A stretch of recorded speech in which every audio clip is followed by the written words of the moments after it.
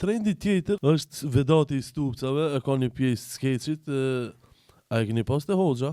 Domethënë kur smuhet njëri, edhe kjo mase u ka bë trend TikTok. Çdo kanë të cilën kanë dashur me bë hajgare, me bullizu ose dikan dëni politikan ose dëni njëri thjesht ose ndaj shok, e kanë shni videon atje edhe përmas vedati I stupcave thotë a e keni pas te Hoxha? Çka I bën kjo? Te shqiptar dihet me shekuj se medicina kur s'ka rezultat fundi është Hoxha, rukja. Shive, I ka dy anë të analizës. Anën pozitive këtë që përmendet ti se ka ngelën ndër dijen e njerëzve se Hoxha dërmend për shumë probleme që s'ka zgjidhje shkenca, domethënë ka zgjidhje feja. Kjo është për me rrëmbllaksu fenomenin.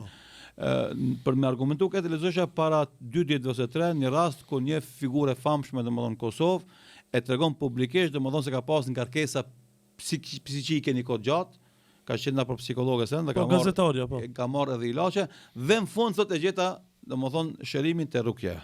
Ai kështu e përmend domethënë tekstualisht rukjen. Te Hoxha faktikisht. Te Hoxha. Kjo është ana pozitive, normalisht pastaj keq përdorimi I kësaj është ana negative, është tallje me fen, që normalisht është shumë e rrezikshme për besimin e atij njeriu I cili tallet me këto raste, sepse feja e ka dëshmuar edhe faktikisht se trajtimi me rukje, me këndime fetare të Kuranit për njerëzit e smur ka efekte pozitive.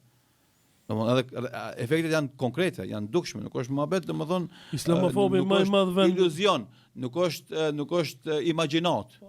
Është realisht e shef njerin se reagon nga leximi I Kuranit. Domethënë edhe ato që flasin kundër fesë, kur janë zor shkojnë në këshillin e hoxhkat tonë në këne, edhe ato e pranojnë në fund se s'ka.